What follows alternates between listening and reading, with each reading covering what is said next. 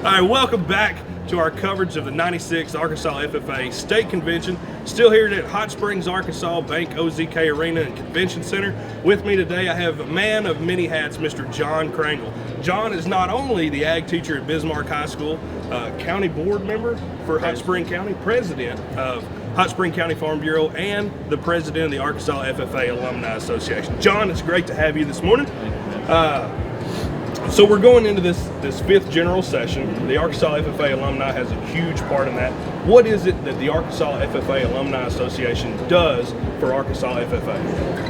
Well, that's a big question, Matt, and we ultimately were there as a state level to support kids and the youth at the state association.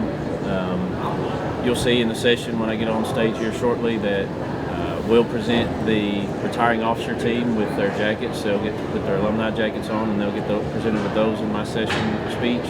And we give back we have leadership scholarship program, what was formerly the WLC scholarship program for alumni chapters.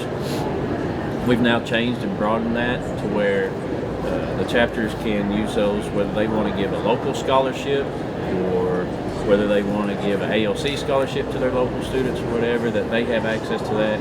And all that comes from our leadership point system by those alumni chapters getting involved in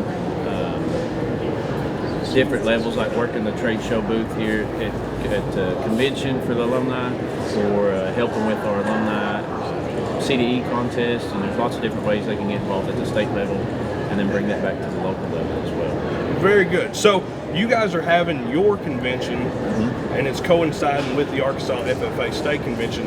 What activities, what kind of business is taking place this week? So this is the first year we've done that. We've always had kind of a winter convention for the alumni at state level, and we wanted to kind of, how can we grow and build and create more at the alumni and get more networking happening and all those sort of things. And we had the idea this year to bring it to FFA convention like Nationals does, and we've had a business session Monday night where actually this will be my last official duty as state president. Miss Monica Griffin will be taking over as president, and I'll introduce her in my session as well with the new board members. We have wanted to bring the concept back of the workshops. So you've seen the workshops the first 2 days of convention that we had.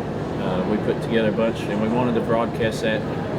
Let us get to our students, let us get to our alumni members, our teachers. We tried to make something for everybody, working with state staff to make these workshops come back to be something that everybody can engage in as well. Awesome. So, John, one extremely important duty is coming up in this fifth general session. That's the election of state officers. You in the past were a state FFA officer. What's going through these state officer candidates' minds going into this fifth general session? Well, I can speak from experience.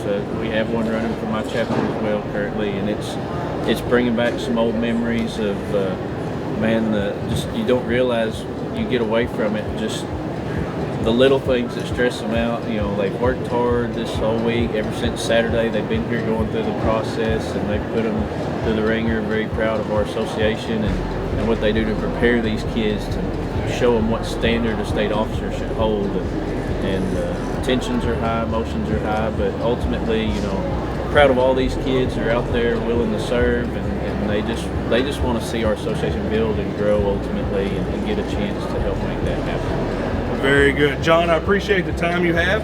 Again, a very important session coming up this morning. We're going to elect a new state officer team. Check back with us this afternoon before the sixth general session, where we will introduce you to our new state FFA president and hear an address from that person.